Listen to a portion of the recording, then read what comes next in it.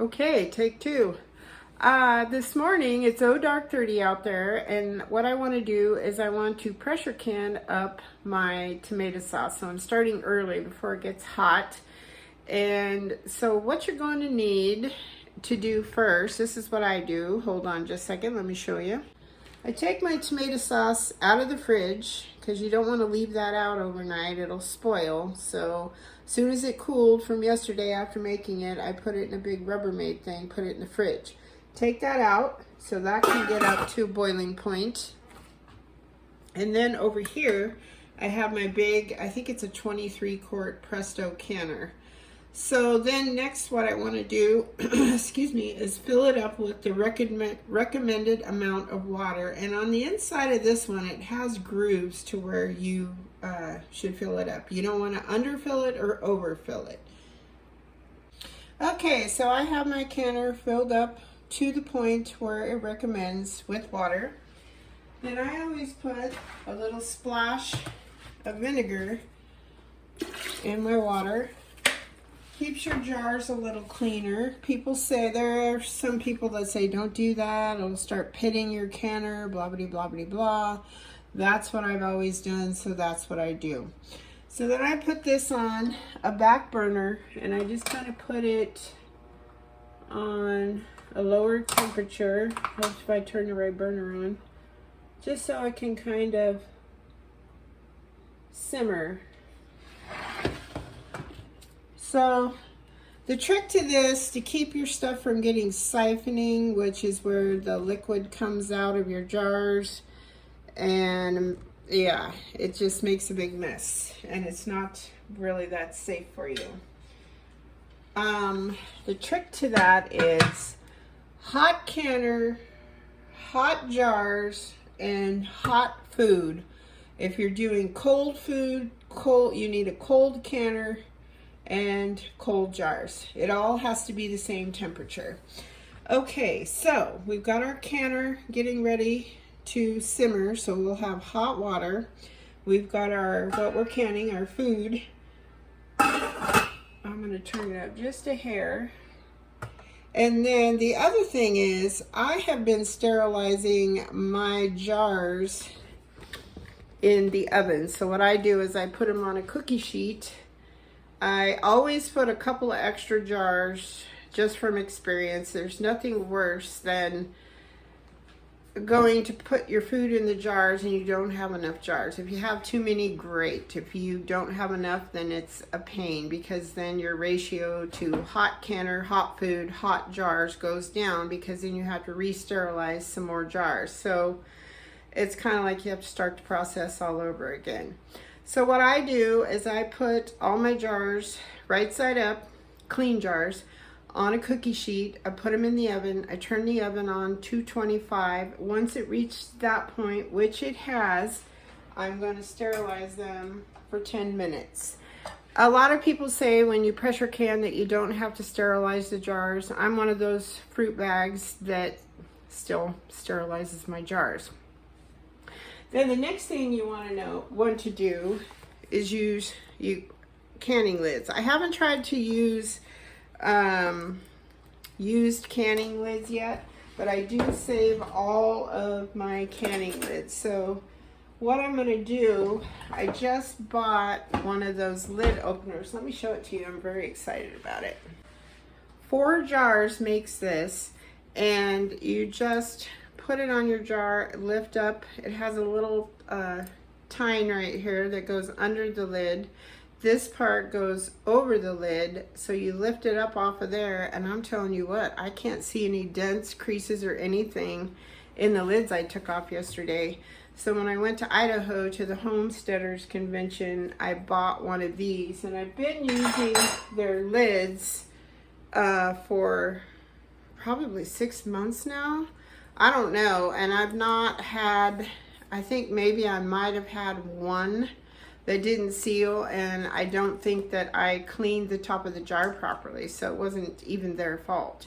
Pretty amazing stuff. And you put these on cold. You don't have to heat them up or anything. I wash them. Some people don't even wash them, but I wash them, and then I have them laying on my counter. So I'm going to do that right now. All right, so these are some of the other things you're gonna need. I got my canning spoon out because I'm gonna need to stir my sauce as it heats up. I have my Old Faithful ladle. You're gonna need a jar lifter if you have that. If you don't have these things, you can improvise. I've got the weight that goes on my canner, a canning funnel, especially because I like to, for sauces and things I can get out of the jars easily, I use the regular or small mouth lids. I use the large mouth lids for bigger things like pickles, or if I was canning whole tomatoes or something like that. I'm doing 8 jars because I think I need about 8 quarts of tomato sauce is what I think I'll end up with. So I did a couple extras. So I've got 8 clean lids, 8 rings. I'm going to need, you want to put a towel down because you don't want to put your jars directly on the counter. I'm going to need I use my cutting board, or you could use a hot pad to put your pot on, because once this tomato sauce gets done, I will transfer it over to this cutting board. A couple of pot holders, and keep your vinegar out because that's what I clean the rim of my jars with, and then I also use a clean rag to do that with. So once you have all that stuff ready, the trick is to have everything set up that you could possibly need, because once you start doing the whole process, you don't have time to slow down and go, oh no, I forgot this, or oh no, I forgot that.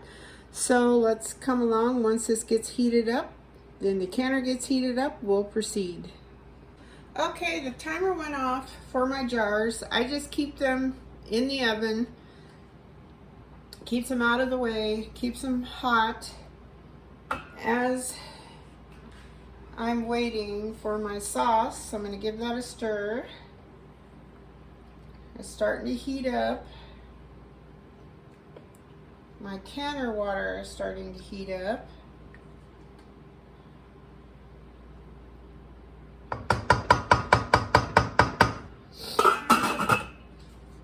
And one of the nice things about pressure canning your tomato sauce, pasta sauce, whatever you want to call it, is it only takes 5 minutes. By the time you get them in there, and then you'll have to vent your canner, which is letting the steam come up to where you can see it. You have to do that for 10 minutes. And then it doesn't heat up your kitchen like a water bath canner. And I don't have to add lemon juice or vinegar to my sauces, which I don't want that stuff in there in the first place. And I don't know, I've just done it that way. When I first started, I only water bathed everything, and it takes so much longer, and you have this huge pot of boiling water, and in the summertime it's horrendous. And like I said, my house doesn't have central air, so we have regular window coolers, which is great unless you're in the kitchen. And my kitchen is really big, and the air does not draw into here. And I don't want to put fans in here blowing stuff all over the place when I'm trying to cook, especially canning. It's really, really important to have everything clean. I always spray my kitchen down with, it's cluttered of course, as you can see all my jars of stuff everywhere, but I spray everything down with straight white vinegar. I let it sit there for 5 minutes and then come back and wipe it all off. So that way you lessen your chance of bacteria getting into your food, your jars, that type of thing. So as soon as we are ready, we'll come back to the next step. Okay, so we have hot jars, hot product, which is our tomato sauce, and hot canner. So now we are all ready. So be careful, these guys are hot. And then on your tomato sauce, your homemade sauce, you want to make sure you stir it, because a lot of the sediment goes to the bottom. All right, put your funnel on.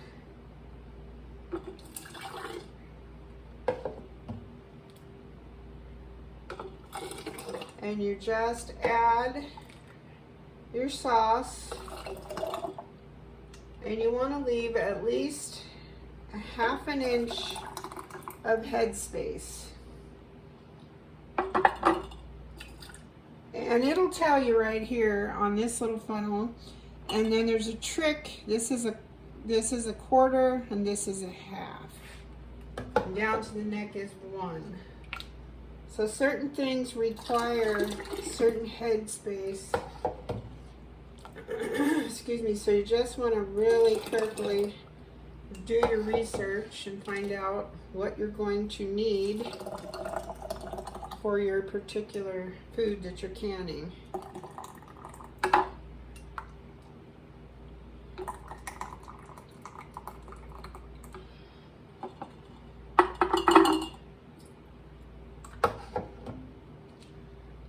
Then you just keep continuing to fill up your jars.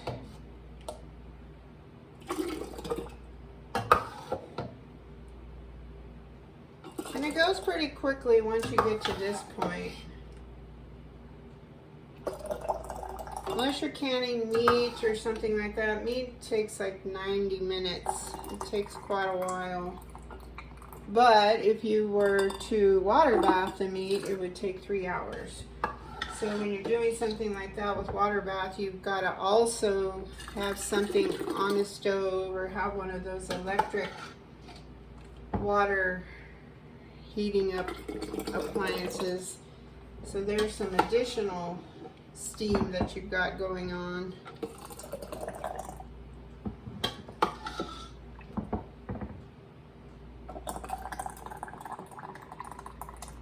And let's see.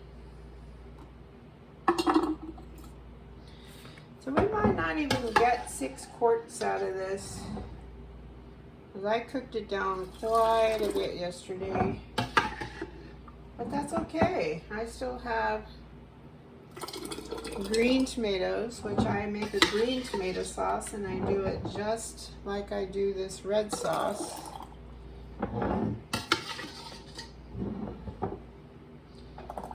I put all my garlics and spices and herbs in there. Now I want to check all the rest of my jars, because I know for a fact I do not have enough to do an additional jar. Alright, so we're just going to add, worst case scenario, I have a little sauce left over to sop up some of my homemade sourdough bread. That'd be just an absolute terrible thing to have to happen, right? Okay, so I think we're all right there. So the next thing we're going to do is I've got my trusty apple cider vinegar. A lot of people will tell you not to do this because it compromises the integrity of your seal. So I go around the jar, make sure it's nice and clean. I will put a lid on that.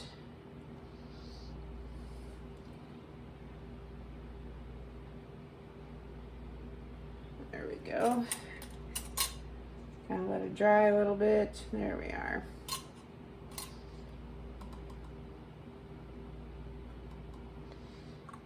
Okay, I'm going to turn it inside out just so we have a clean section exposed.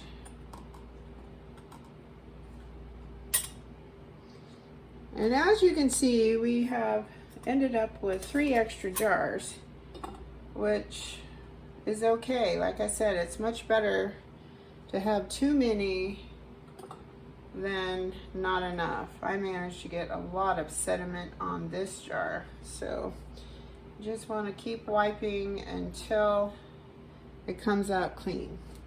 All right, so got that on there. Next important part, I would recommend grabbing a hot pad, hold your jar, put your lids on or your rings on, only finger tight. If you get them too tight, then you'll cause buckling and all of that. So there we go. Then you're going to put them, this is the handle side where you hang on to. When I first started canning, I did it backwards. I couldn't figure out why it was so hard to use. The rubber side goes over the jar. So you grab your jar. Let's see if I can do this and film it at the same time. And we're going to put it in our water bath, or excuse me, our canner. So just gently put it down. Now there is inside here, I'll show you the inside when we get done with this. Let's kind of come back a little ways. Maybe you can see the whole process here. There we go. So you grab another ring, hot pad, finger tight. At this point, you could probably just put them in your canner. Just be careful not to grab the part of the jar where the hot product is. And just keep filling up your canner. Be gentle, try not to clang the jars together. Another important thing to do, and I do it as I wash my jars, check the rims for any nicks or cracks, because that will compromise your seal also. So be very mindful of that. And sometimes cracks in your jars can go undetected and you'll lose product in your canner. I mean, that stuff is normal. It happens. All right, so now we're going to go over to the canner and I'll get a closer shot, but I like to spread my jars out evenly. My water is hot, my product is hot, and my jars are hot. So this is what it looks like. Okay, so now you're going to put your lid on. And mine is so easy to use. I prefer, let's see, I'm a weirdo. I like to have on the top of my, or the lid handle, hello, I'm not awake yet. It tells me how to line up, I don't know if you can see that. It tells me how to line up my lid. Now on my lid, there is also a V. I don't know, can you see that? Yeah, right there. So you put that on, you line up your V, press it down, and slide it right over the top of the other handle. There we go. We have this on medium, and I like to turn it up on high since everything is pretty much the same temperature. And then what we're going to do now is wait. This is the steam valve right here. Let's come back over. Steam valve right here. And we're going to wait for it to start bubbling, boiling in there, and steam will start shooting up. And once the steam starts shooting up steadily, we start a timer for 7 to 10 minutes. Some people don't even do that, but that's what the manufacturer recommends, and that's what I do. These are also the pressure buttons. These will pop up. They're like safety valves. Keeps your canner from exploding, basically. So there's one here, there's a rubber one, and there's one in the very back. And those should all be up in the lock position once you start canning, once you start your timer. All right, so we're going to come back when that starts happening. Okay, so it's been 10 minutes of steady stream coming out.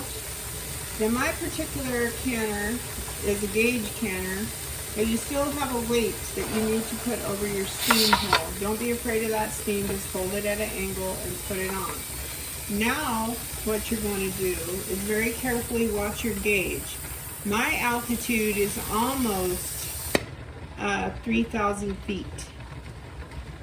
I want to make sure my safety button has popped up, which it has. There's one in the front, one in the back. And then this button, or excuse me, this dial will go up, and I need to be at least 13. I try to keep it between 13 and 14 on my gauge dialer. You can see that. Yes, you can. So watch this guy go up. I'm trying to find the best angle. There we go.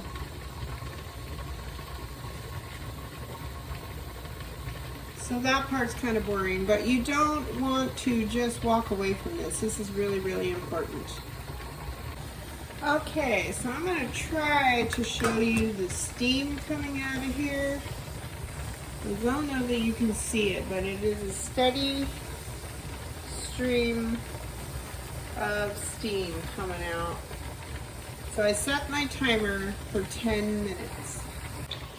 Okay, as you can see, we're all the way up to 13. That's where I need to be. If you go over 13, that's okay. You just don't want to go under 13. So I'm going to turn my burner down. I think I can get away with just a click under medium. And once you hit 15, as you can hear and see, this starts rocking. So I have learned I kind of fudge a little bit and I walk away from that. And while my canner's getting up to pounds per pressure, and then I know, oh, I'm at least above 13, so I'll come in and I'll turn my canner down. But it's one of those things that you just really don't want to walk away from. You want to watch it vigilantly. Now, this tomato sauce, if you were doing whole tomatoes or something much thicker like diced tomatoes, it takes like 10 minutes. But just for this, it's almost considered tomato juice. Only takes 5 minutes. You could process this for 10 minutes if you wanted to. But I just do the recommended, and there's lots of charts all over the internet. If you bought a brand new canner, it should come with your recommended times and pounds per pressure for your altitude for whatever you're canning, whether it be meats, vegetables, beans are the same as meat. I've done pumpkin puree. That's of course not FDA approved. But there's a lot of stuff out there. Refried beans. I haven't done that yet because I haven't mastered a good recipe for refried beans. But as you can see, it's very simple. I had this canner for probably, let's see, 1, 2, 3 or 4, no, maybe 5 years before I was brave enough to use it. And I made my poor mother come up here, and because she used to pressure can, and she goes, well, I don't know what I'm going to do to help you. And I said, well, I kind of just need you for moral support. I'm scared I'm going to blow myself up.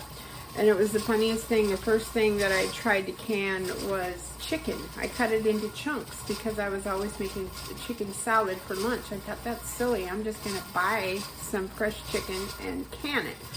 So that's what I did. And I'm telling you what, I was so stressed out. And she's sitting in my living room and she says, you just need to relax. You just need to relax. She read the instructions like 10 times. It's going to be okay. And I thanked her. I said, thank you so much for coming. And she says, well, I don't know if it blows up. What do you want me to do? And I said, nothing. We'll just get through it. And each time I canned with it, and I did all kinds of stuff. I went canning crazy. And just because, just the time factor. And it's, you have minimal steam coming out. Of course, you have radiating heat from the pot and the stove. But I'm telling you what, to me, it's the only way to can.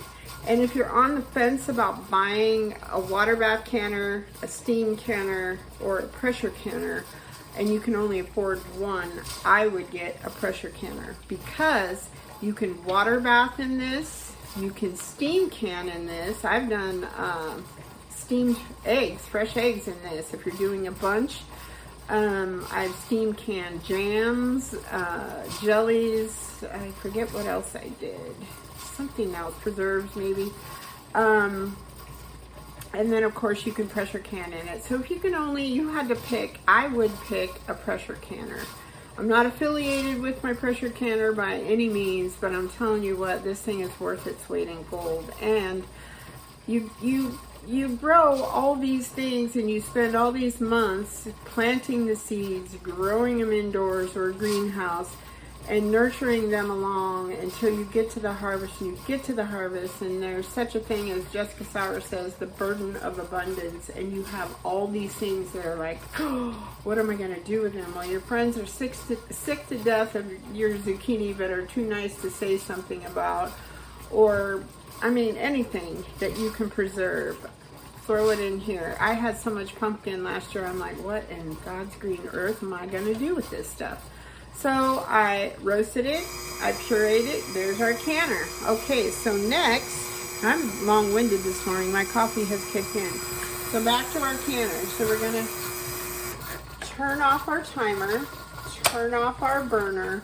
You do not want to touch your weight. This thing has to totally decompress.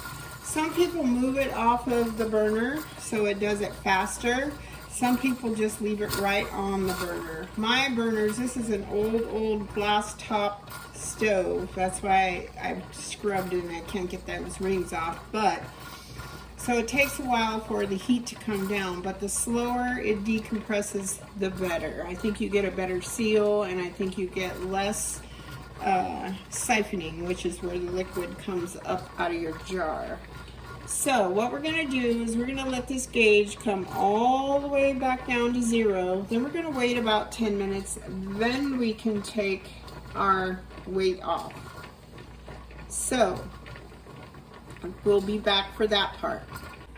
Okay, so as you can see, our dial is down to 0. So we are going to take our weight off. Be careful, that little fella's hot. Do not touch this metal part. So we're going to let that vent for about 10 minutes. I'll set the timer because I'm off doing other things. Okay, our 10 minutes is up. Our lock buttons, safety lock buttons, are down, both of them. There's no steam coming up. No bubbling sound, so I think we're safe to open up our canner. This is the tricky part. When I first started doing this, I burnt myself, so you want to make sure that I have to move the camera away so I have room here.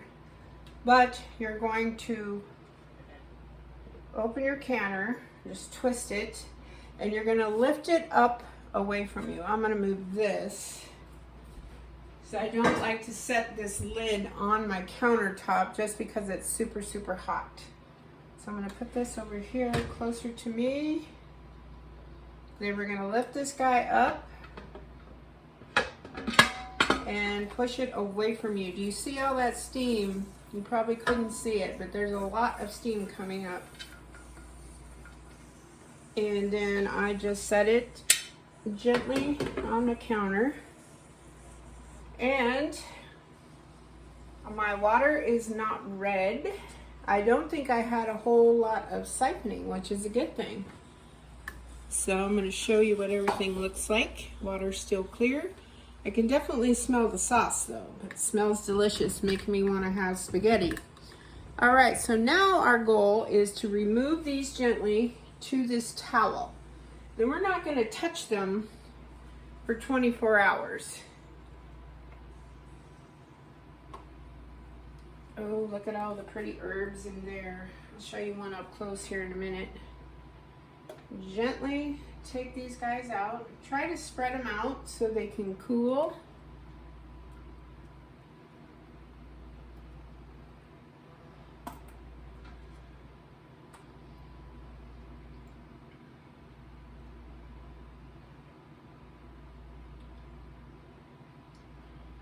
There we go. So let's see if you can see all the pretty herbs and everything in there.